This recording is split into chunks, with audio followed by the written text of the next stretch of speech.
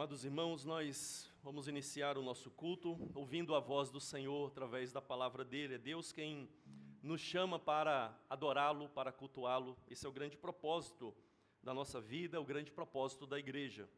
E eu convido todos a ficarem de pé.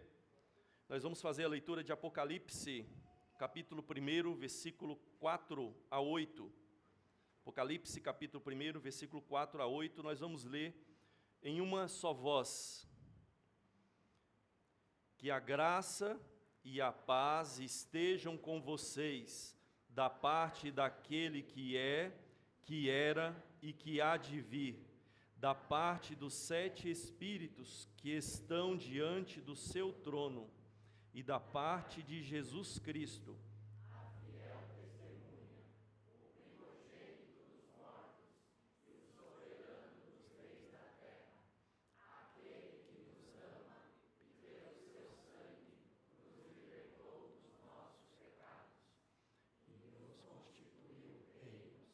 sacerdote para o seu Deus e Pai.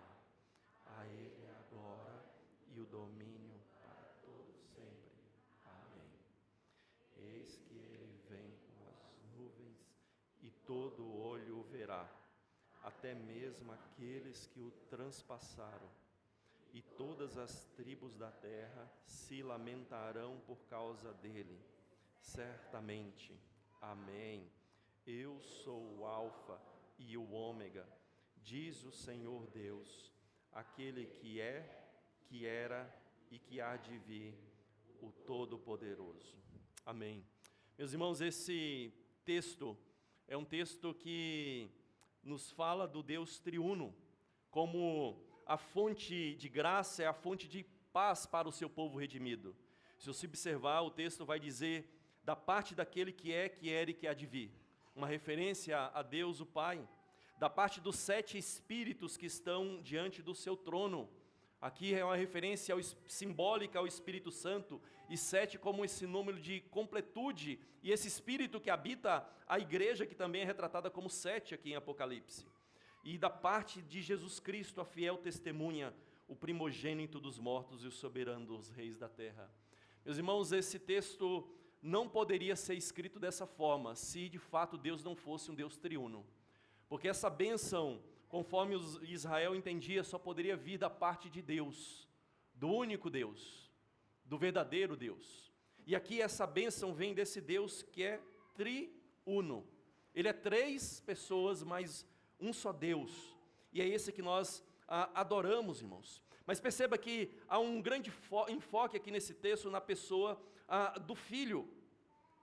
A pessoa do Filho. O Filho de Deus, ele tem esse enfoque central, porque ele é o soberano dos reis da terra. Veja que aqui ele está dizendo, olha, não é o César, não é o imperador, não são os presidentes que são os soberanos, é Cristo. Cristo é o soberano dos reis da terra. E é ele que nós vamos adorar, irmãos. Portanto, respondamos a esse texto, proclamando a glória de Cristo. Nós vamos cantar 2 cânticos em sequência, que estão profundamente conectados. Então nós vamos cantar os 2, após o cântico nós vamos orar, adorando ao Senhor, com o presbítero Daniel Zanca.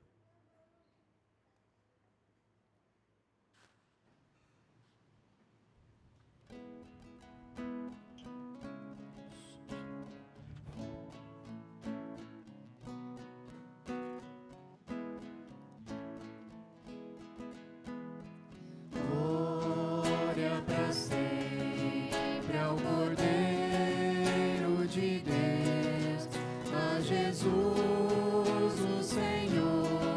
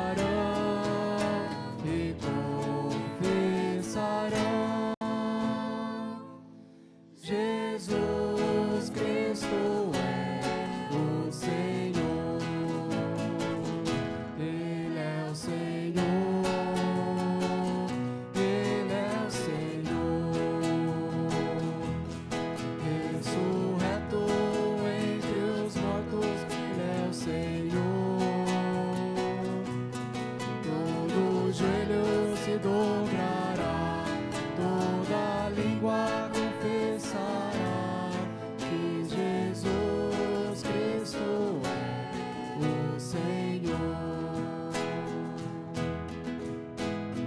Glória pra sempre ao Cordeiro de Deus, a Jesus o Senhor, ao Leão de Judá, a raiz de Davi, que venceu e o livro abrirá. O céu, a terra e o mar, e tudo que neles há, o adorarão e confessarão: Jesus Cristo é o Senhor.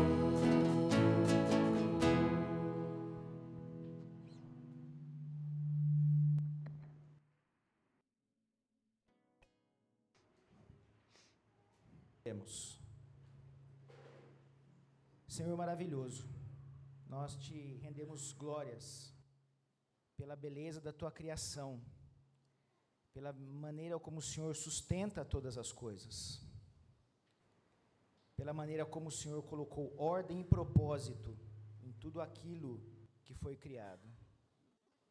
Te louvamos pela obra de Cristo, aquela que nos transformou de inimigos para filhos do Senhor, aquela que nos redimiu, regenerando os nossos corações, para que pudéssemos nos achegar ao Senhor. Te louvamos pela obra do Espírito, que nos capacita a compreender as tuas santas Escrituras, que opera em nós a transformação que dia após dia nos torna mais parecidos com o Filho. Louvado seja, Senhor, porque o Senhor tem feito coisas grandiosas ao nosso redor. Te louvamos por esse início de trabalho aqui em Americana. O Senhor tem nos sustentado até aqui e tem nos capacitado. Dá-nos, Senhor, corações cheios de alegria e gratidão, e que possamos, durante esse tempo de culto, prestar o que lhe é devido. Em nome de Jesus que oramos. Amém. Amém.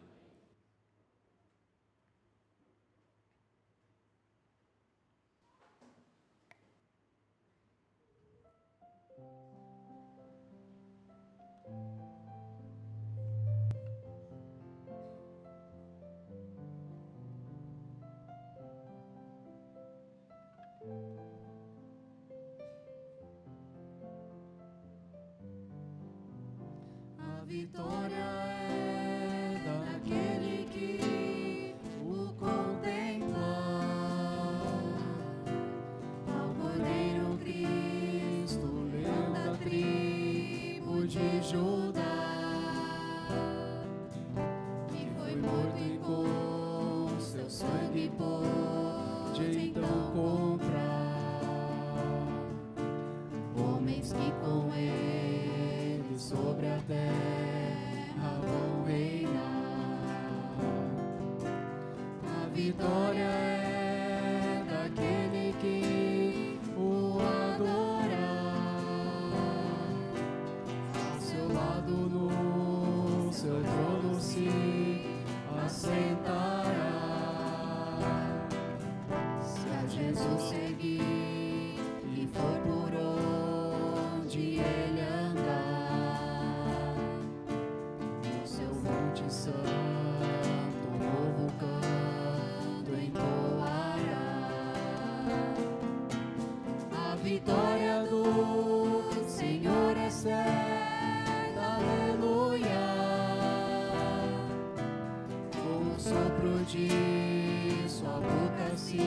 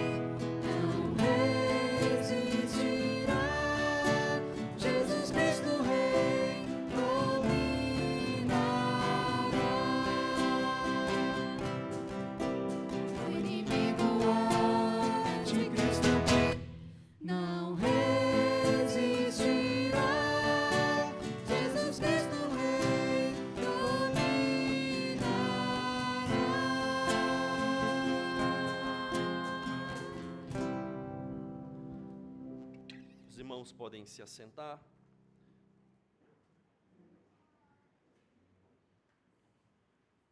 Meus irmãos, nós, quando contemplamos a glória do Senhor, como nós acabamos de ler em Apocalipse, essa glória, essa visão de quem Deus é, não apenas nos eleva, mas ela também nos confronta. E é isso que nós vemos no texto de Isaías, capítulo 6, versículo de 1 a 6, que nós vamos ler nesse momento. Esse texto é uma visão do profeta, que o próprio Jesus, no Evangelho de João, diz que Isaías viu a glória dele, a glória de Cristo, a glória do Filho. É sempre ele, sempre foi ele, se manifestando como Deus, em toda a sua glória. Farei a leitura, os irmãos acompanharão com atenção. Após a leitura, nosso irmão Lucas Castro vai nos dirigir em oração de confissão.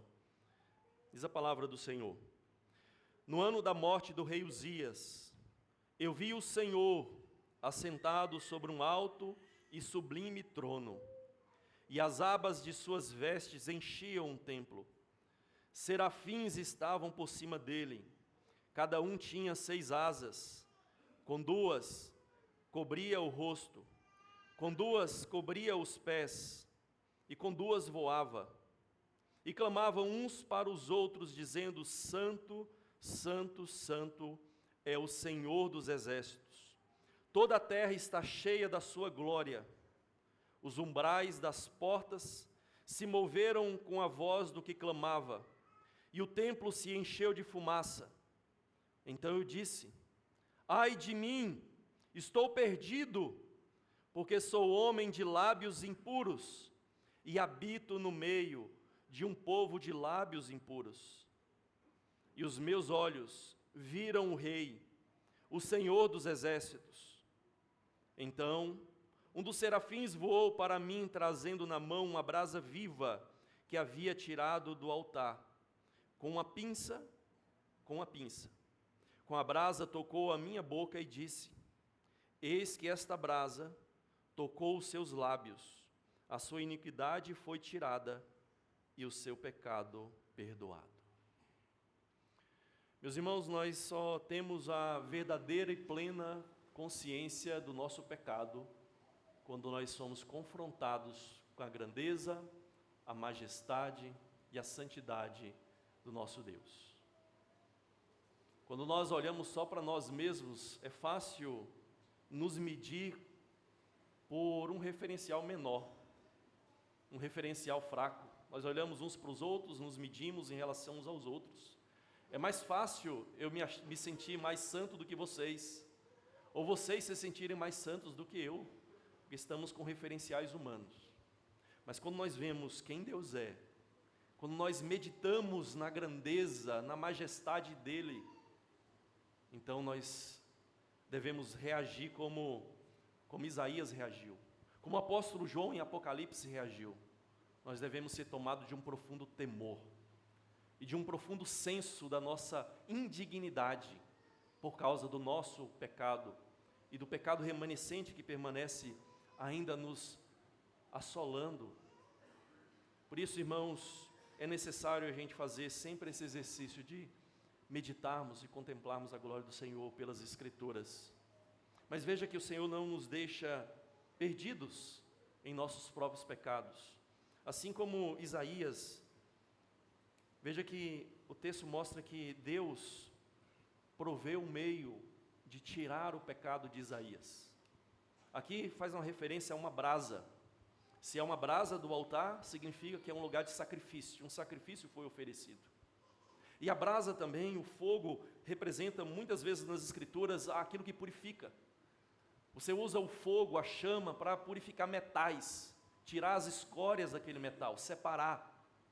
Assim também, por meio do sacrifício e por meio dessa brasa viva, o Senhor tira não só a nossa culpa, mas a escravidão do nosso pecado. Escravidão ao pecado. Por isso, irmãos, vamos, ao contemplarmos essa santidade absoluta de Cristo, vamos, como Isaías, reconhecer a nossa impureza e a nossa total dependência da graça do Senhor em oração. Oremos, irmãos.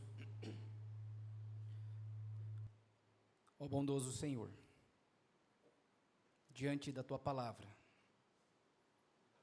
olhamos ela como um espelho, e ainda que esse espelho com uma imagem embaçada, temos conseguido contemplar a Tua glória, e temos sido, ó Pai, transformados de glória em glória, mas não poucas vezes, Senhor. Como Tiago nos diz, vemos isso e logo esquecemos. Temos procurado glória em cisternas rotas, Senhor. Cisternas que não podem conter água viva. Tu bem sabes, Senhor, onde temos buscado glórias, que na verdade são vãs glórias, glórias vazias. Temos pecado no Senhor em não contemplar a Tua glória. E mesmo quando, ainda que de maneira pequena, temos contemplado, não temos usufruído dos meios de graça para suster a nossa contemplação. E ainda quando usufruímos dos meios de graça, muitas vezes, por causa do pecado remanescente em nosso coração, não falamos desses meios de graça, não somos constantes. Prometemos que nesse ano estaremos cheios do Senhor, mas aqui no 4º dia do ano, já pecamos contra o Senhor. Por isso, tenha misericórdia de nós, ó Pai. Reaviva em nosso coração o leite materno do Evangelho, as verdades iniciais da fé, que dependemos do Senhor. Que o Senhor não veio para os sãos, como muitas vezes nós achamos que somos esses sãos. O Senhor veio para os doentes, dos quais nós somos os piores, ó Pai. Que diante disso, possamos confiar no bom Mestre, no Redentor, no Príncipe da Paz, no Deus forte, de modo a não só receber o perdão, mas confiar que o Senhor nos purifica de toda injustiça. Não permita, Senhor, que venhamos a confiar nos nossos joelhos trôpegos, na nossa mente, no nosso dinheiro, na nossa eloquência, na nossa beleza, porque todas essas coisas são tão passageiras e pequenas diante da Tua glória. Que possamos, ó Pai, não pela força do braço, mas olhando firmemente para o autor e consumador da nossa fé, nesse ano, nessa igreja, nesse povo, estarmos cheios do Teu Santo Espírito, que a Tua palavra, a palavra de Cristo, habite ricamente em nosso coração, de modo que os cânticos, o nosso falar e os nossos pensamentos sejam agradáveis a Ti, Senhor, Redentor nosso e rocha nossa. Seja o Senhor o domínio dos séculos. E que diante dessa tal verdade nós possamos lembrar que à medida que contemplamos a Tua verdade, a Tua glória, o nosso propósito de existência é preenchido e os pecados de outrora são lançados ao mar. Lembra-nos, ó Pai, que a nossa identidade está em Cristo e não em nós. Pedimos isso em nome dEle. Amém. Meus irmãos, após confessarmos o nosso pecado, nós também podemos nos lembrar que Cristo é o nosso advogado. Ele é um advogado fiel e zeloso pela sua igreja. Por isso nós vamos nos colocar de pé e nós vamos cantar com gratidão àquele que vive para interceder por nós.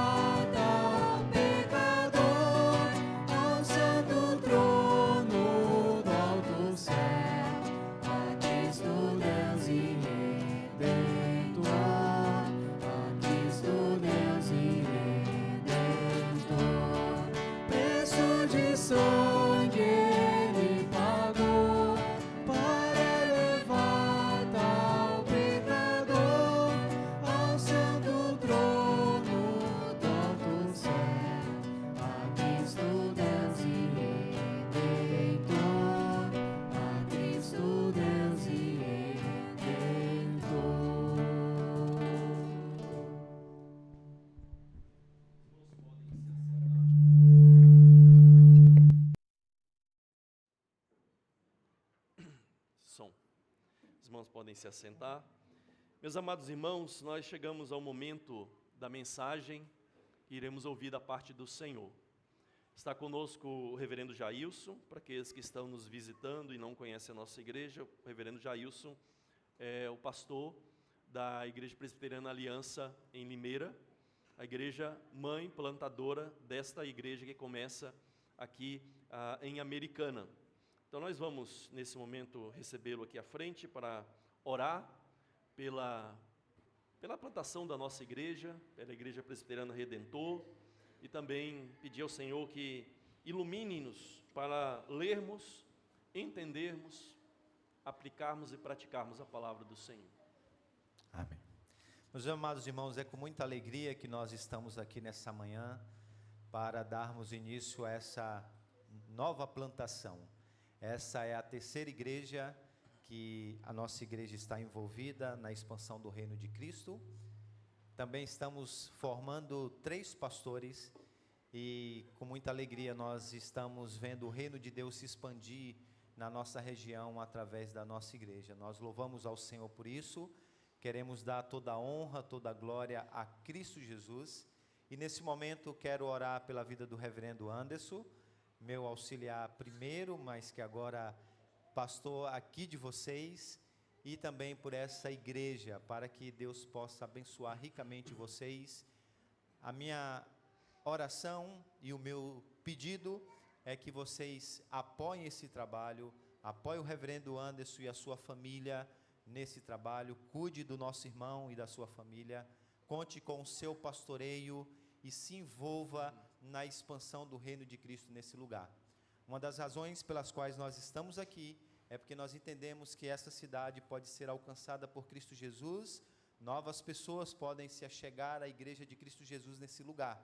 Então, vamos evangelizar e vamos fazer Cristo conhecido nesse lugar. Baixe sua cabeça, vamos falar com o Senhor. Ó Senhor, a missão existe porque a adoração não existe. É o nosso desejo, Senhor, de ver Cristo sendo louvado e exaltado por pessoas de todas as tribos, de todas as línguas, de todas as nações, que nos impulsiona a plantar novas igrejas, a apoiarmos missionários em missões transculturais. É o nosso desejo, Senhor, de ver as pessoas dando a Cristo a honra devida ao seu nome, que nos leva, ó Deus, a expandir o reino do Filho do Senhor para a glória do teu nome. Por isso o nosso coração se alegra muito, Senhor, em vermos essa nova igreja nascendo neste lugar, nesse dia. O nosso coração se alegra muito em vermos pessoas empenhadas com a expansão do teu reino.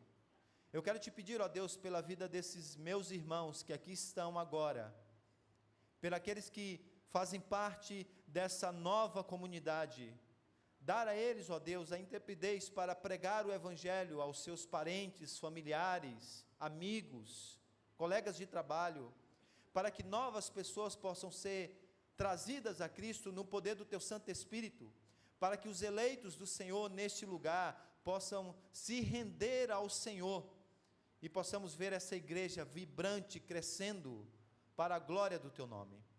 Peço que o Senhor abençoe a vida do reverendo Anderson e toda a sua família, que o Senhor o capacite, que o Senhor o fortaleça, que o Senhor o abençoe, para que, ó Deus, ele possa servir ao Senhor nesse lugar, que ele, como instrumento do Senhor, possa expor a tua palavra, possa administrar, ó Deus, os sacramentos, possa, ó Deus, conduzir esse rebanho que o Senhor agora, hoje, nesse dia, coloca sobre os seus cuidados, que o ministério do teu servo nessa igreja possa ser bem sucedido para a glória do teu nome, bem dessas ovelhas, a edificação da tua igreja e a expansão do teu reino nesse lugar.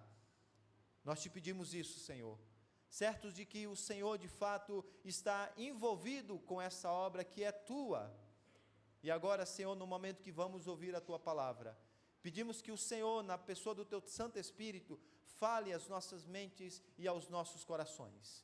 Usa mais uma vez o teu servo para nos edificar, para nos abençoar, e que a tua palavra nos transforme para a glória do Teu nome e o nosso bem.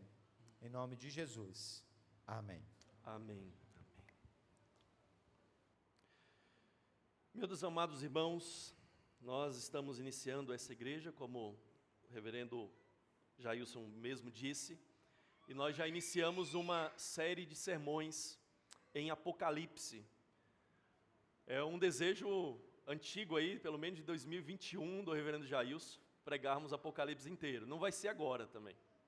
Vamos pregar de 1 a 3. É só um aquecimento, né? Mas eu queria que vocês se atentassem para o versículo 3 aqui de Apocalipse capítulo 1.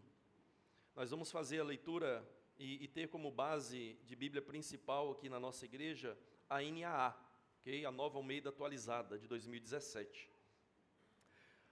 Veja que o versículo 3 diz: bem-aventurado aquele que lê e bem-aventurados aqueles que ouvem as palavras da profecia e guardam as coisas nela escritas, pois o tempo está próximo. Veja, irmãos, que o texto, ele começa dizendo que felizes ou bem-aventurados são aquele que lê.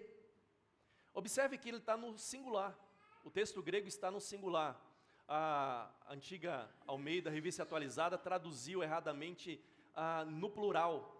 Fica parecendo que é uma referência a nós lendo a Bíblia.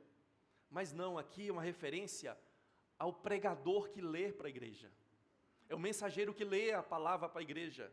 E aqueles que ouvem, veja que está no plural, né? Então o que lê, eu aqui à frente, e vocês que ouvem a palavra dessa profecia. Veja, irmãos, que nenhum livro da Bíblia começa assim, ou termina assim. Nenhum livro da Bíblia diz que feliz é aquele que lê, medita e que guarda as coisas escritas nele.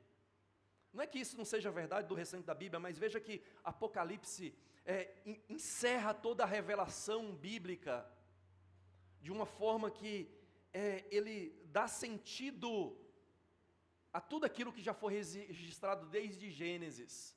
É por isso que Apocalipse é o livro que mais faz referência às Escrituras do Antigo Testamento e também do Novo Testamento. Então, queridos, que possamos ter a consciência de que somos felizes se lermos esse texto.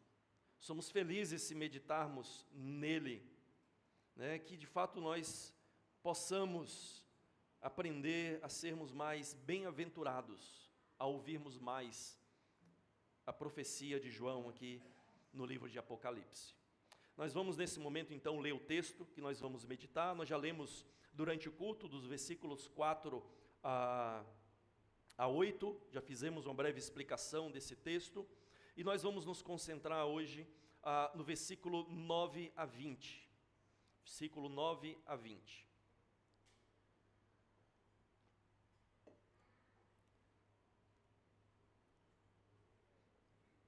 Como eu disse, eu vou ler na Nova Almeida Atualizada. Diz assim a palavra do Senhor: eu, João, irmão e companheiro de vocês, na tribulação, no reino e na perseverança em Jesus, estava na ilha chamada Pátimos, por causa da palavra de Deus e do testemunho de Jesus. Achei-me no Espírito no dia do Senhor, e ouvi atrás de mim uma voz forte, como de trombeta, dizendo: escreva num livro que você vê, e mande-o às 7 igrejas, Éfeso, Esmirna, Pérgamo, Tiatira, Sardes, Filadélfia e Laodiceia. Voltei-me para ver quem falava comigo, e ao me voltar, vi 7 candelabros de ouro, e no meio dos candelabros um semelhante a um filho de homem, com vestes talares, e cingido à altura do peito com um cinto de ouro. A cabeça e os cabelos dele eram brancos como a alva lã, como neve. Os olhos eram como chama de fogo. Os seus pés eram semelhantes ao bronze polido. como que refinado numa fornalha. A voz era como o som de muitas águas. Na mão direita ele tinha 7 estrelas, e da sua boca saía uma afiada espada de 2 gumes. O seu rosto brilhava como o sol na sua força. Ao vê-lo, caí aos seus pés como morto. Porém ele pôs sobre mim a mão direita, dizendo: não tenha medo, eu sou o primeiro e o último, aquele que vive. Estive morto, mas eis que estou vivo para todo sempre, e tenho as chaves da morte e do inferno. Escreva, pois, as coisas que você viu, as que são e as que hão de acontecer depois destas. Quanto ao mistério das 7 estrelas que você viu na minha mão direita, e quanto aos 7 candelabros de ouro, as 7 estrelas são os anjos das 7 igrejas, e os 7 candelabros são as 7 igrejas. Amém. Meus irmãos, vocês provavelmente já tiveram a experiência de estarem em um bairro, em uma cidade totalmente escura, um apagão. As casas se apagam, as ruas ficam em densas trevas, o celular vira lanterna, e velas, para aqueles que as têm ainda disponível em casa, são acesas para iluminar as residências. Veja, irmãos, que a igreja muitas vezes se sente dessa forma, nesse mundo. Nós nos sentimos muitas vezes como uma luz pequena, num mundo de densas trevas e turbulência. E quando a igreja sofre, quando a igreja é oprimida, ou quando ela se sente assim, a pergunta silenciosa que muitas vezes vem ao coração é: Cristo ainda está presente? Cristo ainda está com a sua igreja? Ou a gente está sozinho, tentando não se apagar e sermos consumidos pelas trevas? Meus irmãos, nós vivemos dias em que a igreja de fato se sente muito apequenada diante desse mundo. Se sente pressionada por uma cultura totalmente hostil à fé bíblica. Uma cultura que é simpática, tolerante e relativista com qualquer outra religião. Mas quando se fala de Cristo, essa mesma cultura é intolerante e hostil. Nós temos uma igreja muitas vezes cansada de lutar, de pregar, de resistir às pressões culturais desse mundo, tentada a achar que Cristo está de fato distante e silencioso, ausente da sua igreja. E o espírito da nossa época nos ensina a confiar então em poder político. Muitas vezes, quando nós somos pressionados, a nossa esperança é colocada não no Redentor, mas sim em poderes políticos, em governantes, governadores, presidentes. Essa é uma grande tentação de todos os tempos, e é do nosso tempo também. Muitas vezes nós tendemos a medir o sucesso, irmãos, por números, por visibilidade, por recursos econômicos. Nós muitas vezes também somos tentados a adaptar a mensagem, suavizar a mensagem do Evangelho, pregar um Evangelho sem a má notícia. A boa notícia só faz sentido e só dá esperança e conforto ao coração quando ela é acompanhada da má notícia do pecado e do juízo de Deus. Mas nós somos tentados muitas vezes a suavizar a mensagem, adaptá-la, a torná-la mais palatável à cultura atual, aos conceitos atuais, ao relativismo do nosso mundo. E veja, irmãos, que Apocalipse é importante justamente por isso. Porque Apocalipse confronta esse engano cultural que muitas vezes nós temos. Irmãos, o problema da igreja nunca foi falta de poder. Falta de poder. O problema da igreja é a perda da visão da glória de Deus. Esse é o grande mal da igreja. é não vermos que aquele que nos enviou para irmos por todo o mundo, para pregar o Evangelho, ele disse: todo o poder e autoridade me foi dada no céu e na terra, então vão! Ou seja, a base é Cristo e o poder e a autoridade dele. Então, primeiramente, ele coloca o fundamento, a motivação, e depois ele diz o que se deve fazer. Então, o problema da igreja nunca foi falta de poder. O problema da igreja é perder a visão de Cristo, do Cristo que está com ela, com a igreja até o fim dos tempos. E quando a igreja perde a visão de quem Cristo é, irmãos, a igreja perde a coragem para viver como testemunha. João, dos escritores do Novo Testamento, é que mais procura empregar a palavra testemunha. No seu evangelho é assim, em Apocalipse também. Há uma grande preocupação do evangelista João, que já está no final do primeiro século, em que a igreja seja testemunha de Cristo, que não pare de falar do evangelho de Cristo, da grandeza de Cristo, da beleza de Cristo, da majestade de Cristo. Então ele quer que a igreja seja testemunha fiel, no mundo que a oprime, no mundo que a persegue, no mundo que é intolerante, com a verdade de Cristo. E é por isso, irmãos, que hoje nós vamos pensar sobre a visão do Cristo glorificado para animar uma igreja aflita. A visão do Cristo glorificado para animar uma igreja aflita. E o que nós podemos aprender disso tudo, irmãos, é que a visão do Cristo glorificado é revelada à igreja que sofre e se sente pequena, para tirar o medo, para afirmar a perseverança e para reacender esse testemunho fiel do Evangelho de Cristo. Veja, irmãos, que nos versículos anteriores, versículo 4 a 8, Cristo já foi apresentado como o Rei soberano, como o Alfa e o Ômega, como aquele que reina sobre tudo, sobre todos e reina sobre o tempo. Ele era, é e continua sendo. Ele é eterno. E no contexto posterior, aqui nos capítulos 2 e 3, que ainda nós vamos meditar nos próximos sermões, a visão de João sustenta as cartas às igrejas perseguidas, fracas e tentadas. Então essa visão que a gente tem aqui nesse texto serve de sustento e força para a igreja a quem Cristo está endereçando essas cartas.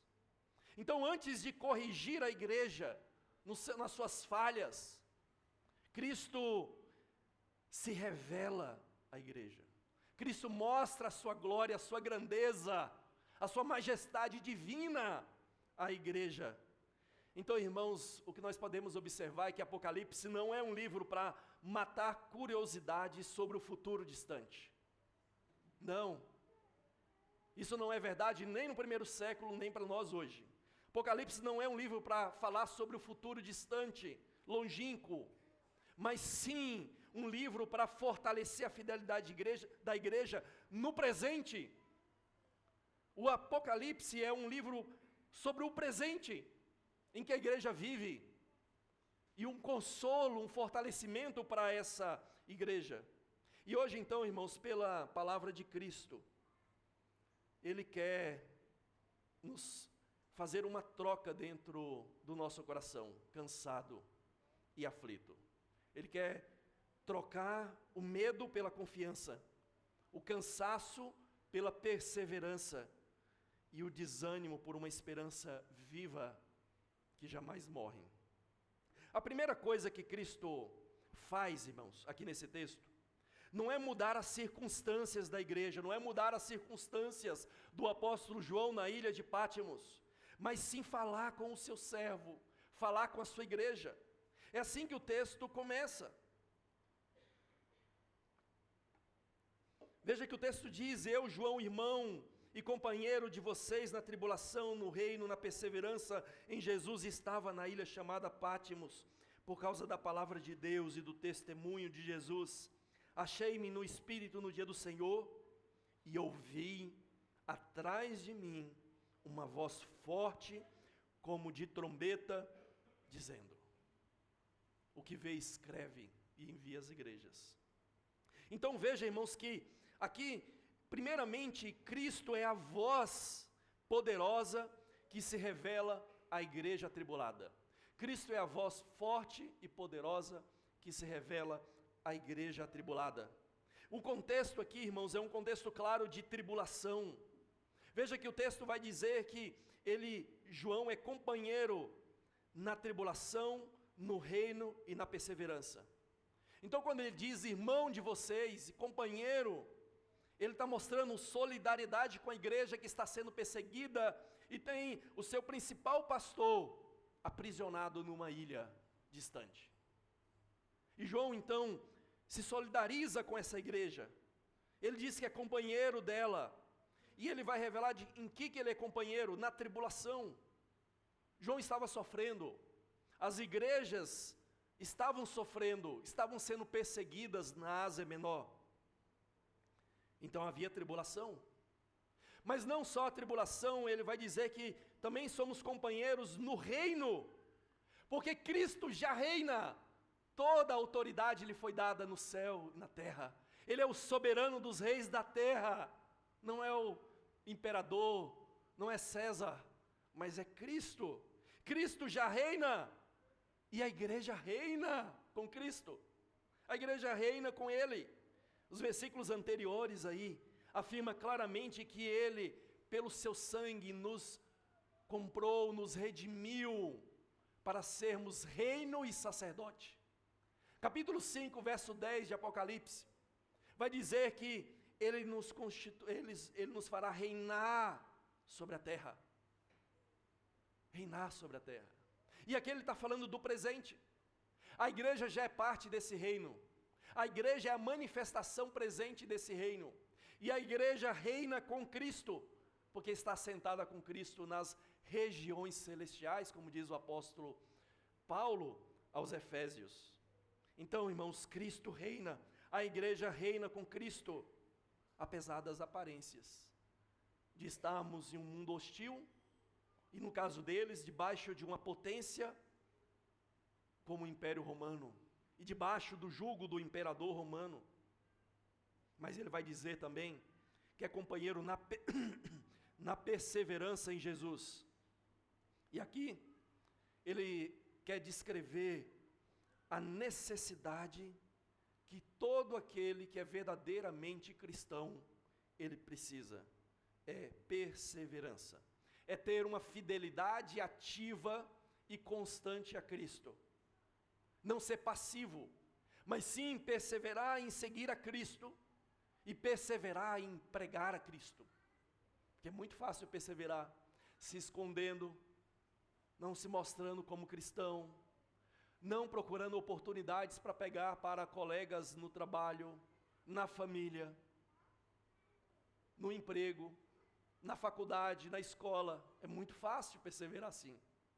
Mas quando você se mostra como cristão, quando você realmente leva o testemunho de Cristo, do Evangelho de Cristo, aí sim a perseverança se faz necessária. Porque aí sim você enfrenta oposição, você enfrenta tribulação por causa desse testemunho. Então veja, irmãos, que a igreja reina com Cristo, e esse reino se dá em meio à tribulação e à perseverança nesse mundo. É assim que a igreja reina, é assim que esse reino se manifesta no presente. É um reino que começa pequeno, mas como disse Jesus numa das suas parábolas, ele cresce, cresce, cresce, até possuir todo o mundo, toda a criação. Veja que o apóstolo João é bem claro aqui no texto. Ele diz que estava na ilha de Pátimos por causa da palavra de Deus e do testemunho de Jesus. João é bem claro ao dizer que ele não está preso porque ele cometeu algum crime político. Não, ele está preso porque ele estava pregando a palavra de Deus, estava testemunhando de Jesus. E é isso que nós precisamos, irmãos. Nós precisamos, como João, pregar a palavra de Deus, onde Deus nos der a oportunidade para isso. Nós precisamos testemunhar o Evangelho de Cristo. Mas quando nós fizermos isso, nós podemos ser perseguidos, oprimidos, desprezados, podemos ser até mesmo presos, como o apóstolo João foi. Mas ele foi fiel até o fim. Veja, irmãos, que o texto também vai dizer que tudo isso aconteceu não por iniciativa de João, não foi porque João era um místico, e ele estava ali num 40 dias de jejum e oração, e então houve uma revelação dos céus para ele. Não, veja que ele estava ali no dia do Senhor, provavelmente em adoração, sim, mas aí o que acontece é que ele se achou no Espírito no dia do Senhor. Ou seja, não foi ele quem produziu isso, não foi ele quem provocou isso, foi Deus que veio até ele, foi o Senhor que veio até ele no dia do Senhor. Aqui uma referência, ali no primeiro século, já ao domingo. A palavra domingo significa dia do Senhor. E aqui já uma primeira referência a isso, de que nesse dia, que os cristãos já usavam para relembrar a Cristo, a sua ressurreição dos mortos no primeiro dia, é que ele se achou em espírito. E aí o que acontece é que ele ouve essa voz soberana, e ele recebe essa comissão para escrever essa revelação. Então, irmãos, os versículos 9 a 11 mostram que a igreja, mesmo atribulada, ela vive sob a direção de Cristo, e ela é chamada a perseverar no testemunho, porque o Senhor continua falando e governando a sua igreja pela palavra dele, pela Bíblia Sagrada. Cristo governa a sua igreja. Há um escritor que diz que o púlpito é o trono do qual Cristo governa a sua igreja. A pregação da palavra é o meio de Cristo sustentar e dirigir a sua igreja. Irmãos, mas qual que é o nosso problema? O nosso problema é semelhante àqueles rádios antigos. Eu sei que os jovens aí não sabem o que é isso, mas eu sei muito bem, porque a gente tinha em casa, meu pai também tinha um rádio antigo, ele precisa ser sintonizado. O problema muitas vezes não é falta de sinal, mas é a sintonia que está errada. Cristo sempre fala e dirige a sua igreja por meio da sua palavra. A questão e a grande pergunta é: será que nós estamos ouvindo? Será que nós estamos lendo a palavra do Senhor, a revelação do Senhor? Estamos ouvindo a direção que Ele dá para a sua igreja? Será que nós ouvimos a promessa de Apocalipse que felizes são aquele que lê e aqueles que ouvem? Será que nós levamos isso a sério? No trabalho, irmãos, muitas vezes você é pressionado a ajustar a sua fé para subir em cargos, não é? Para receber um salário melhor, uma função melhor, ser honrado. E muitas vezes as pessoas riem de você, se você se recusa a participar de uma prática desonesta, uma prática pecaminosa na empresa. Muitas vezes você até mesmo perde o emprego por causa disso. Ou então você fica de escanteio na empresa. Ou você não recebe um cargo maior e melhor. E o que você precisa fazer? Ouvir a Cristo. Ouvir esse Cristo que fala com a igreja, fala com você, e que o anima a continuar fiel, perseverando. Porque Ele é a testemunha fiel e verdadeira. E Ele quer que você olhe para Ele e seja também uma testemunha fiel até o fim. Na família, muitas vezes parentes dizem que a sua fé só cria conflito, só perturba a harmonia familiar. E eles pedem para que você pare de falar de Cristo, pare de pregar o nome de Cristo, pare de pregar o Evangelho de Cristo. E o coração de cada um de nós, num contexto assim, muitas vezes teme perder o afeto da família, dos parentes queridos. Muitas vezes teme perder de fato essa paz imediata e humana. E o que você precisa fazer? É num contexto assim como João, é ouvir a voz de Cristo. É ler a palavra de Cristo, meditar nela e ser fortalecido para não retroceder e para perseverar.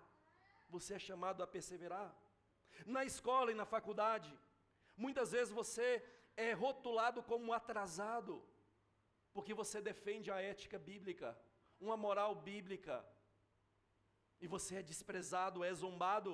Aqueles cristãos no primeiro século também eram, e a tentação sempre foi se calar para não sofrer, se calar para não ser ostracizado, não ser desprezado. O problema, irmãos, é que o nosso coração, ele idolatra o pertencimento, esse senso de pertencermos a um grupo, a pertencermos ao grupo da escola, ao grupo da família, ao grupo do trabalho. Ele está em nós e representa muitas vezes uma tentação para o nosso coração. Só que nós precisamos acordar, e para isso Cristo aqui é essa voz de trombeta que chama você a viver com coragem, como testemunha dele. Mas veja, irmãos, que não é apenas a voz de Cristo que anima o servo João e a igreja, é a sua presença também. É por isso que nos versículos seguintes, a partir do 12, Cristo agora é a presença gloriosa que sustenta a igreja aflita. Cristo é a presença gloriosa que sustenta uma igreja aflita. Veja que, a partir do versículo 12, Cristo é representado aqui como presente no meio da igreja. Ele primeiramente vê 7 candelabros de ouro representando as igrejas. Versículo 20, o próprio Jesus já explica o sentido da visão, o simbolismo dessa visão. Esses candelabros, eles representam a igreja. Os candelabros eram objetos que ficavam dentro do santíssimo lugar no templo, para representar a presença de Deus e a vida de Deus. Os candelabros também representavam a própria árvore da vida. Ele é construído como se fosse uma árvore, para representar essa presença de Deus e a vida de Deus com o seu povo. E aqui a igreja, pegando esse simbolismo de dentro do templo, é retratada como esse templo santo, onde o Senhor está presente. E também é por meio da igreja que a luz de Cristo se faz presente no mundo. É Ele quem disse que nós somos colocados nesse mundo como luzes nesse mundo de trevas. Nós precisamos ser luz nesse mundo. E assim a igreja é representada aqui, como esses candelabros brilhantes, iluminando, algumas mais desgastadas, algumas praticamente apagadas, como a igreja de Laodiceia, mas ainda assim, igreja com quem Cristo trata, com quem Ele vem com repreensão, com juízo, para provocar arrependimento verdadeiro. Então esses 7 candelabros representam a igreja, e veja que o foco não são os candelabros, mas o Cristo que aparece no meio dos candelabros. Cristo não estava ausente de João na ilha de Patmos. Cristo não estava ausente da igreja na Ásia Menor. Cristo estava presente em toda a sua igreja. O 7 aqui representa não apenas as igrejas individuais ali, mas elas são tomadas para representar a totalidade da igreja universal de Cristo. 7 representa algo completo. Por quê? Por causa da criação. 6 dias Deus cria, no 7º Ele descansa. Está completo, né? Então por isso que o 7 tem esse significado de algo pleno, completo, perfeito. E aqui nós temos a igreja, e Cristo está no meio da igreja, semelhante a um filho de homem. Aqui uma referência clara a Daniel capítulo 7, que identifica Cristo como o rei messiânico e como o juiz de todo o tempo. E veja que ele tem vestes que vão até o chão, cinto de ouro. Isso aqui evocam funções sacerdotais e reais de Cristo. Essas vestes, principalmente as vestes brancas, eram vestes que também eram usadas por reis. E os reis, em alguns momentos, eles tinham uma certa função sacerdotal. Eles não eram sacerdotes, mas tinham alguns deveres sacerdotais também. E Cristo é representado dessa maneira, gloriosa. Mas veja que, então ele passa a descrever essa visão. E ele é bem detalhado. É impossível você ler isso aqui e você não visualizar essa cena. Ele vai descrever os cabelos brancos, para representar a eternidade. A ideia de cabelos brancos é de uma pessoa idosa, antiga, de muitos anos. E seus cabelos são brancos como lã, totalmente brancos, para representar a sua eternidade, a sua sabedoria divina. Veja que aqui Cristo é identificado como o próprio ancião de dias, lá de Daniel capítulo 7. Lá o ancião de dias é Deus o Pai, e o Filho do homem é o Filho de Deus. Mas aqui, o Filho, ele tem a mesma feição, a mesma aparência do Pai, como representado ali em Daniel capítulo 7. Os olhos aqui são como chama de fogo. Olhos, obviamente, representam o conhecimento perfeito e a onisciência de Cristo como Deus. Ele tem um conhecimento penetrante como fogo, mas também esse olhos como chama de fogo representa a sua ira justa contra o pecado. Quando Apocalipse usa novamente essa ideia de olhos como chama de fogo, é usado no contexto de juízo mais à frente em Apocalipse. Então ele está mostrando que não só ele conhece tudo, mas ele está irado contra o mal. Ele é um juiz justo e ele irá julgar este mundo. Irá julgar os inimigos da igreja. E irá julgar os inimigos dos seus servos, se eles não se arrependerem, se eles não lamentarem e se voltarem para o Redentor. Veja que ele descreve também os seus pés. Os pés como bronze refinado, mostra a firmeza de um metal, mostra a pureza desse metal que foi refinado pelo fogo. Cristo é invencível e com esses pés de bronze ele pode esmagar a cabeça da serpente e esmagar os descendentes da serpente, os inimigos da sua igreja. Então veja que Cristo está sendo retratado de maneira gloriosa para mostrar o poder divino dele. E veja que ele dá um destaque para a sua palavra, a voz como voz de muitas águas. Lembra que João está em Pátimos, uma ilha rochosa. Imagina aquelas ondas batendo com força contra as rochas da ilha de Pátimos. É assim que João vê a voz de Cristo, ouve a voz de Cristo, essa voz como voz de muitas águas, que mostra essa autoridade irresistível, essa autoridade impossível de não se ouvir, de se ignorar e de passar ileso quando ignora. Veja, irmãos, que Cristo não está apenas então presente com a sua igreja, no meio da igreja. Ele vê tudo, ele conhece tudo. E ele é um juiz justo e verdadeiro. E tudo isso aqui, irmãos, para que serve? É para mostrar que Cristo, ele governa e protege a sua igreja por meio da sua palavra. A sua presença e a sua palavra presente na igreja protege e sustenta a igreja. Veja que isso está aí representado no fato de Cristo ter 7 estrelas na mão direita. 7 estrelas na mão direita. Que representam, diz o texto aí, o próprio Jesus interpreta, representam os mensageiros ou os anjos das 7 igrejas. Aqui existem várias interpretações. Uma das interpretações é que são anjos espíritos mesmo. Eu particularmente não vejo sentido nessa interpretação. Por quê? Porque por que Jesus já está usando um anjo para falar com João, né? Porque é isso que Apocalipse diz, que Jesus recebeu a revelação do Pai e por meio de um anjo transmitiu para João. Aí por que ele escreveu uma carta de papel para um anjo, que é um espírito? Eu não vejo sentido nisso, sinceramente.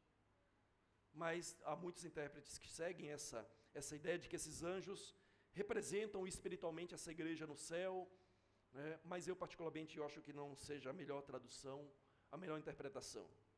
Outra interpretação bem possível, plausível, é que esses anjos ou mensageiros, que é isso que a palavra anjo em grego significa, mensageiro, alguém que leva uma mensagem, eles eram aqueles que receberiam essas cartas. João está na ilha de Pátimos, e eles levariam essas cartas para as igrejas. E isso pode ser conjugada com a outra interpretação de que esses mensageiros, anjos, eles são os pregadores dessas igrejas, são os líderes dessas igrejas, e eles recebem essas cartas para ler e a igreja ouvir aquilo que Cristo tinha para falar com ela. Veja que o próprio o profeta João Batista, ele é chamado de anjo nos evangelhos, é que as nossas Bíblias traduzem como mensageiro. Jesus também envia mensageiros para preparar um lugar para ele, e eles param em Samaria, numa cidade samaritana. As pessoas não querem receber Jesus, e eles falam para Jesus: quer que a gente manda fogo do céu? E lá é dito que Jesus enviou mensageiros, em grego é anjo.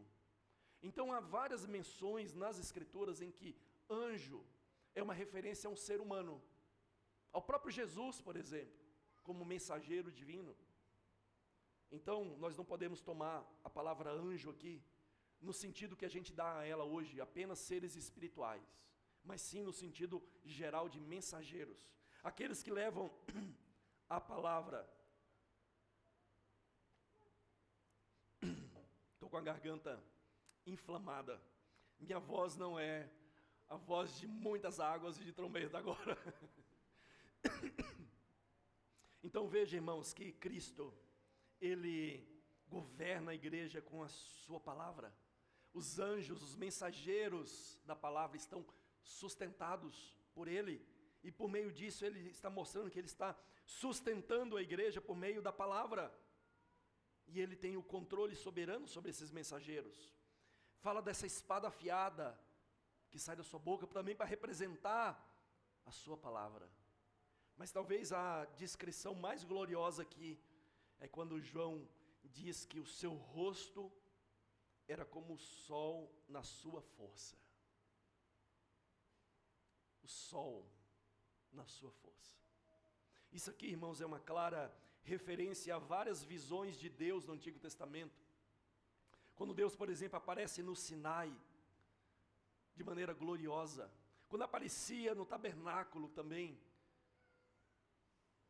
e Cristo aqui é claramente retratado como Deus, Lembra da transfiguração, quando Jesus se mostra na sua glória divina para 3 dos seus apóstolos? Aqui Jesus se mostra novamente para João, que era um deles, quando teve essa visão, e ele mostra a sua face gloriosa. Ele não consegue ver face alguma, porque era como o sol, você não consegue enxergar, só conseguia ver a sua beleza, a sua glória. Então, irmãos, os versículos 12 a 16, eles representam a Cristo como o soberano glorificado, que reina em santidade, que julga com justiça e sustenta a sua igreja pela sua palavra e pela presença da sua glória. Então, irmãos, enxergar a igreja através de sua fraqueza visível faz com que a gente esqueça da presença gloriosa de Cristo com a sua igreja.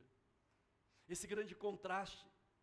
Nós precisamos sim ver que a igreja é fraca, é visivelmente fraca, mas nós não devemos olhar para a igreja, nós devemos olhar para Cristo na igreja, a presença dEle, a presença de Cristo com o seu povo, e o poder dEle que transforma a igreja, não está em sua aparência externa, na aparência externa da igreja, mas sim nesse governo soberano de Cristo sobre o seu povo.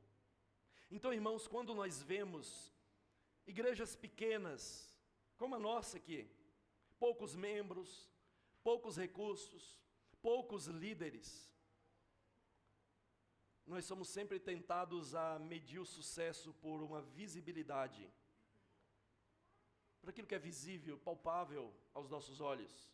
E muitas vezes a nossa tentação é desistir. É ficar onde esteja confortável. É onde tem mais recursos, onde tem mais pessoas melhores e mais capacitadas. O problema é que o nosso coração, irmãos, ele anseia por grandeza e por controle. Por quê? Porque a gente não quer descansar em Cristo. A gente quer descansar em nós mesmos, no nosso poder, na nossa habilidade e nos nossos recursos. Quando você vê escândalos na igreja, quando você critica a igreja, quando você ouve notícias de falhas em líderes cristãos, que fazem você desconfiar da igreja, você precisa examinar o seu coração e perceber que muitas vezes você está buscando uma igreja perfeita debaixo do sol. E não existe essa igreja perfeita debaixo do sol. Todas as igrejas são imperfeitas, têm impurezas. Então cuidado com o seu perfeccionismo. E muitas vezes esse perfeccionismo, essa busca de uma igreja perfeita, é motivada por se sentir seguro no lugar certo. O problema é que quando isso faz você agir de maneira errada e não ouvir o chamado do Senhor, isso se torna algo pecaminoso. Então Cristo aqui se apresenta como santo, como aquele que tem olhos como chama de fogo. Ele vê, ele julga, ele purifica, e ele está presente com a igreja mesmo imperfeita. Porque foi por essa igreja que ele morreu. Ele não morreu por uma igreja perfeita, irmãos. Ele morreu por crentes perfeitos. Se você ainda se acha santo, sem pecado, você está redondamente enganado. Você é pecador. E se você não se considerar pecador, então Cristo não te salvou. E você dará conta dos seus próprios pecados. Mas se você reconhece como pecador, você reconhece que Cristo morreu por pessoas imperfeitas, doentes, mortas, então você se volta para Ele, que é perfeito, que é justo e justificador. Quando você está nessa cultura hostil, e a nossa igreja é ridicularizada e tratada como irrelevante, muitas vezes nós tendemos a buscar recursos ou poder político como um atalho. Só que o texto nos reorienta para observarmos a Cristo, que governa a igreja pela palavra, e não por meio de poder político, bélico, militar. Não, é por meio da palavra, por meio da palavra. O poder da igreja, irmãos, não está na sua aparência, mas está naquele que está no seu meio, aquele que está presente e habitando como Deus nesse templo santo, que é a igreja, o povo dele. Mas diante dessa glória, irmãos, diante dessa glória, a única reação possível é de temor. E agora, nesse último ponto, veja que Cristo é o vivente eterno que fortalece a igreja temerosa. Cristo é o vivente eterno, aquele que vive para sempre, que fortalece a igreja temerosa. A partir do verso 17, veja que a reação humana natural é cair aos pés dele como morto. Depois de toda essa visão da glória de Deus, da glória divina de Cristo, depois de a gente lembrar como que essa reação era comum quando Deus se manifestava na sua glória no Antigo Testamento, ninguém podia ver essa glória. Então a resposta de João ecoa a atitude de muitos profetas como Ezequiel, Daniel, no Antigo Testamento, de se prostrar, de cair, enfraquecido diante de tamanha grandeza. E veja, irmãos, que a glória de Cristo revela claramente essa distância entre a santidade divina e a nossa fragilidade e pecaminosidade humana. Veja que essa visão não é meramente informativa, mas ela é transformadora, ela é confrontadora, é para realmente nos colocar no nosso lugar, como Isaías se colocou, e se reconheceu como pecador, indigno, dependente da graça do Senhor, que pode purificar os pecados, livrar da escravidão ao pecado e santificar essas vidas. E João reconhece que, mesmo sendo o apóstolo amado que deitava o rosto no peito de Jesus, naqueles divãs que os judeus tinham, comiam praticamente deitados, esse João percebe que aquele em quem ele deitava a cabeça é o próprio Deus, glorioso. E agora ele cai, fraco, indigno de estar contemplando a grandeza do Senhor. Mas qual é a atitude de Cristo? Veja que é de compaixão com o pecador. Ele pôs sobre mim a mão direita e disse: não tenha medo, não tenha medo. Veja, irmãos, que a mão direita é símbolo de poder, de autoridade. E aqui ela se torna um instrumento de graça, de força, para aquele servo que estava envelhecido e fraco, sendo perseguido. Então Cristo, esse Cristo glorificado, irmãos, ele é um Cristo que esmaga o servo enfraquecido, a cana quebrada, o pavio que fumega. Não, ele é o Senhor que levanta, que sustenta e mantém de pé aqueles que estão cansados. Isaías diz que ele faz forte ao cansado, multiplica as forças ao que não tem nenhum vigor. Os jovens se cansam, se fatigam e exaustos caem, mas os que esperam no Senhor renovam as suas forças. E aqui Cristo vem fortalecer esse servo idoso e mostrar a autoridade dele, que não está aqui presente para causar temor paralisante, mas sim para transmitir segurança, proteção e cuidado para com a sua igreja, através do apóstolo João. E aqui, irmãos, no versículo 17 em diante, a gente tem aquilo que a gente pode chamar de o coração cristológico desse capítulo. Veja que o texto vai dizer, o próprio Jesus diz: eu sou o primeiro e o último. Estive morto, mas estou vivo para todo o sempre. Primeiro e último, representa aqui a soberania divina absoluta sobre o tempo, sobre a história. Isaías 44 faz essa referência ao próprio Deus, o primeiro e o último, aquele que controla a história, controla o tempo. E Cristo é esse primeiro e último, Ele é Deus. Ele vai dizer também que Ele esteve morto, mas Ele vive para sempre. Estive morto, ressuscitou e vive para sempre.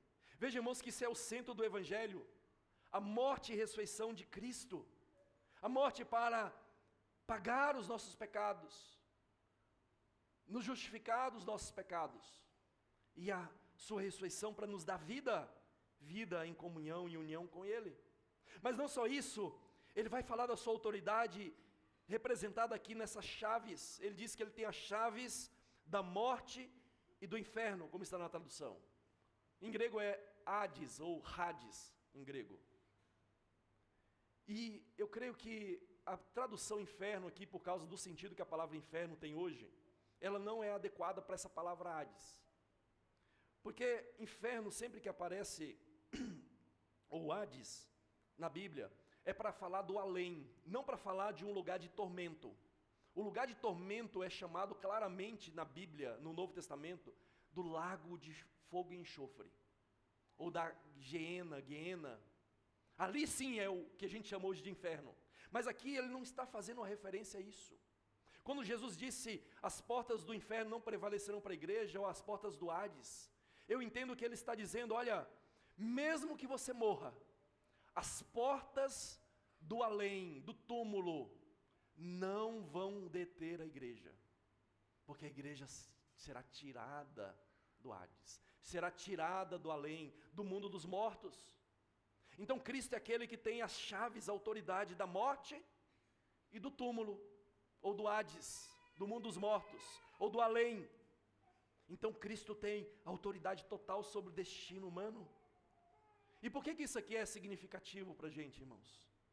Porque num contexto de perseguição, de opressão, a primeira coisa que a gente teme é perder a vida. Ou a primeira coisa que você teme antes da sua própria vida é a vida da sua família. Da sua família. e saber que Cristo é aquele que esteve morto, ressuscitou e vive para sempre, e que tem agora as chaves, a autoridade da morte e do Hades, significa que você não precisa temer a morte, porque a morte é só uma passagem, ela é temporária, porque um dia as portas do Hades, do além, vão se abrir, e a igreja sairá gloriosa e vitoriosa com Cristo, assim como ele saiu da morte, assim também a igreja sairá. Então você não precisa temer, você não precisa ficar apavorado diante da morte, porque Cristo tem autoridade sobre ela, e quando você morrer, você estará com o Senhor. É isso que Paulo diz aos Filipenses, ele prefere partir e estar com o Senhor, porque ele sabe que quando ele partir no além, ele não estará inconsciente, ele estará presente com Cristo, e já desfrutando dessa glória espiritualmente de Cristo, aguardando a ressurreição do seu corpo, onde ele desfrutará dessa glória agora, plenamente como ser humano, corpo e alma. Mas Cristo, irmãos, novamente ele enfatiza aí o seu governo sobre a história e a revelação. Ele novamente diz: escreva as coisas que você viu. Escreva. Ele já disse isso para João escrever, agora ele repete de novo: escreva. A minha palavra é importante, ela precisa ser preservada, a igreja precisa ouvir. E ele diz a João que ele deve escrever aquilo que ele viu. E aqui ele tem uma explicação do que é isso que ele viu: as que são e as que hão de acontecer. Então o que João viu? Ele viu coisas que já eram presentes e coisas que ainda iriam acontecer. Mas se não aconteceu, como é que Jesus poderia dizer? Porque ele é o Senhor da história, ele governa a história, e ele sabe não só o passado, não só o presente, mas perfeitamente o futuro, que ele mesmo escreveu. Então Cristo é aquele que tem o conteúdo dessa revelação, e a revelação está sob a sua autoridade soberana. E nós podemos ter a certeza, irmãos, que a história não é algo caótico, ela está nas mãos do Cristo vivo, e a história tem sentido, e ela tem um propósito, por mais que nós não entendamos hoje. Apocalipse está aqui para mostrar que ela tem um sentido, tem um propósito divino nas mãos do Senhor, e Cristo é quem explica essa revelação, e é quem governa a igreja. Portanto, irmãos, nos versículos 17 a 20, eles revelam que o Cristo ressuscitado, o Senhor da vida e da morte, transforma o medo dos seus servos em coragem, e ele governa a história e a igreja com essa autoridade poderosa e graciosa. Você está num mundo de trevas, todos nós estamos. Talvez quando você era criança você tinha medo de escuro. Talvez as crianças aqui tenham medo de escuro.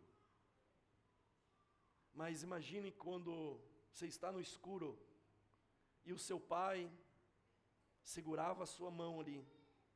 Mesmo que o medo do escuro em si não desaparecesse, só que agora ele acalmou o coração. Seu coração fica calmo. Então, irmãos, nós continuaremos nesse mundo, nós continuaremos sendo atribulados, mas saber que Cristo está presente aqui nesse mundo de trevas, como luz para nós, deve ser conforto, deve ser um encorajamento para a nossa vida, porque Cristo é bondoso em fortalecer e animar os seus servos para a missão, para a pregação do Evangelho, onde quer que nós estejamos. Portanto, irmãos, concluindo, esse texto nos ensina que Cristo fala quando nós somos atribulados pelo mundo. Cristo está gloriosamente presente quando nós nos sentimos sós. E que Cristo nos fortalece e anima quando nós desanimamos no testemunho do Evangelho. Então a questão para você e para mim é: se Cristo parece distante de você, distante da igreja, o problema não é a ausência dele, não é a falta de presença dele. O problema, irmãos, é a nossa visão reduzida da glória e da presença dele entre nós.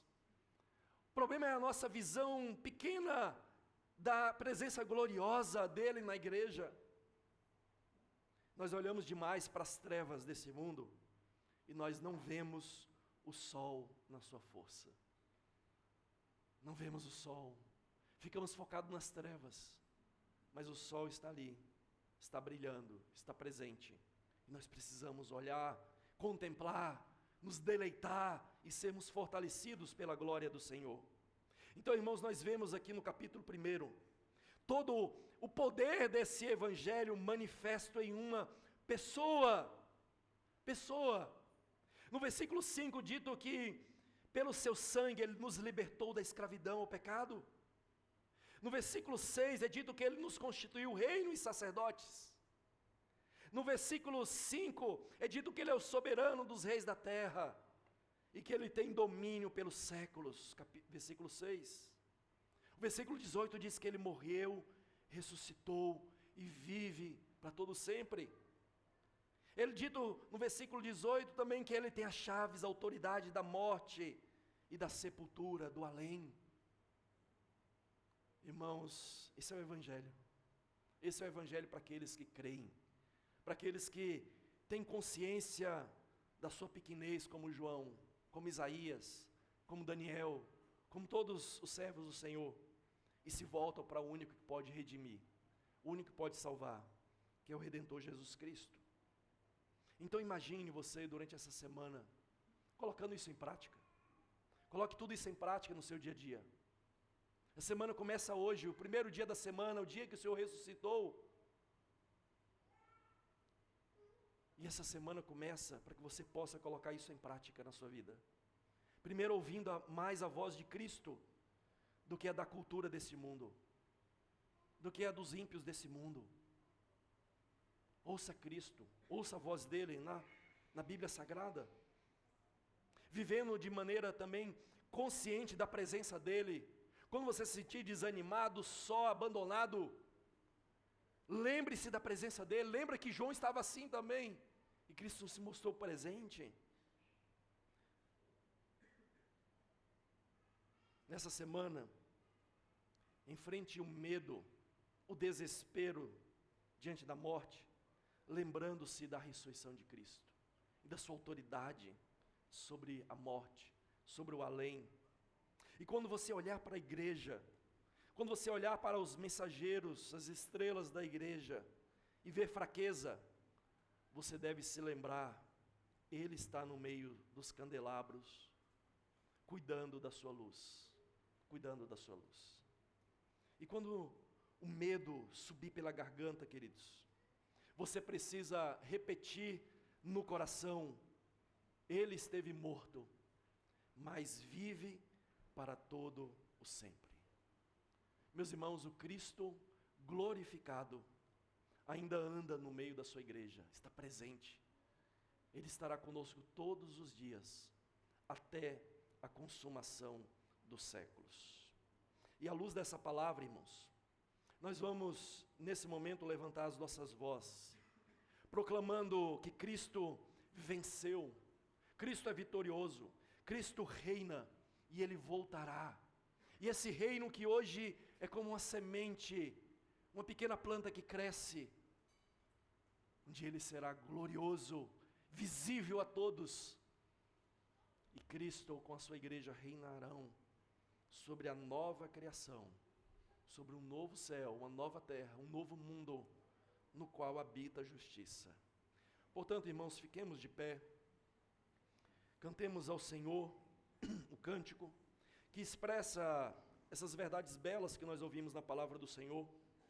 É o cântico Christus Victor, em latim, que significa Cristo vitorioso, o Cristo que é vencedor. É isso que Apocalipse procura retratar, que apesar das trevas, apesar de inimigos, Cristo reina e Ele é vitorioso, e a igreja que persevera em segui-lo também é vitoriosa sobre as trevas desse mundo.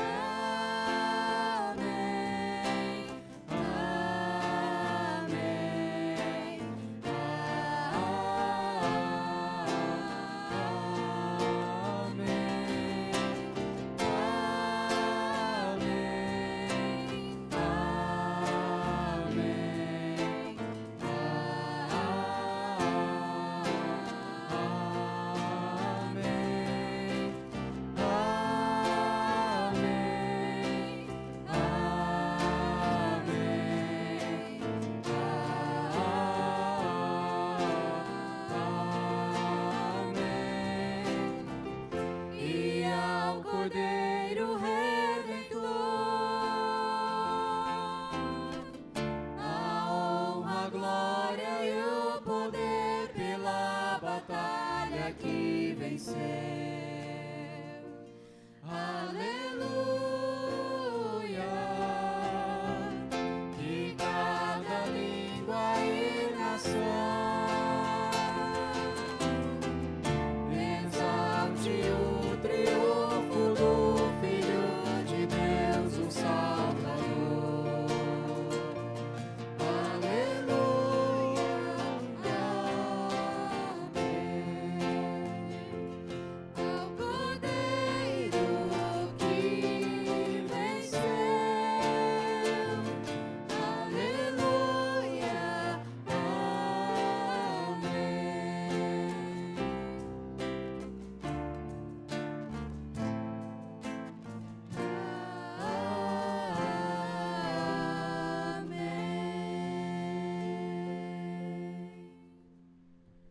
irmãos, não há palavras suficientes para nós exaltarmos o nosso Redentor, o nosso grande Deus, o nosso Salvador. Tudo aquilo que nós pudermos dizer e falar sobre Ele ainda é pequeno diante da sua real natureza, grandeza e poder. O que nós podemos fazer diante de tudo o que Ele é nos achegarmos a Ele confiantes de que Ele é vitorioso.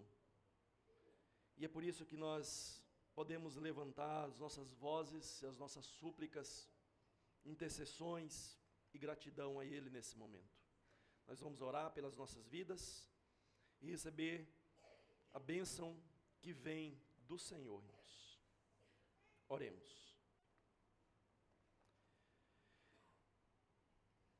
Santíssimo Deus, nós queremos, Senhor, mais uma vez, meditar e contemplar a Tua grandeza, a Tua glória, que é revelada na pessoa de Jesus Cristo.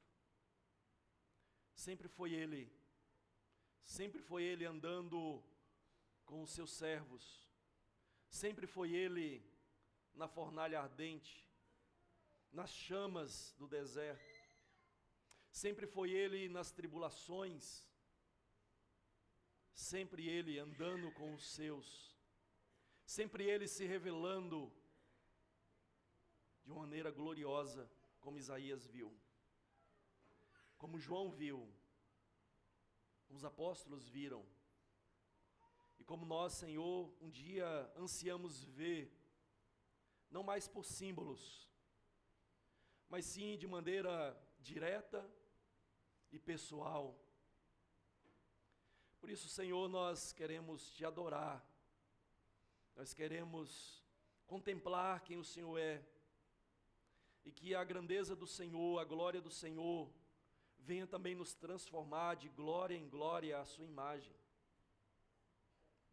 Por isso, Senhor, abençoe os Teus filhos, abençoe a Tua igreja, abençoe essa igreja que se inicia oficialmente agora.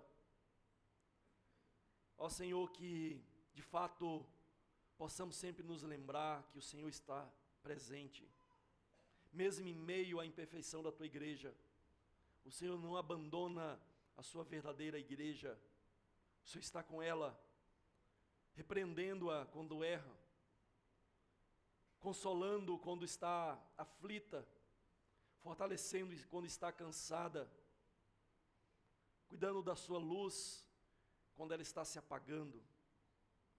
Ó Senhor, que assim seja nas nossas vidas, que de fato o Espírito do Senhor, os 7 Espíritos que estão diante do Teu trono, de fato habite nessa igreja, habite nesse povo, e que nós possamos refletir a luz de Cristo, a luz do Santo Espírito dEle, para as pessoas à nossa volta, para as pessoas dessas cidades aqui em volta, possamos, Senhor, de fato sermos candelabros que brilham e refletem a luz da glória do Senhor, nosso Redentor.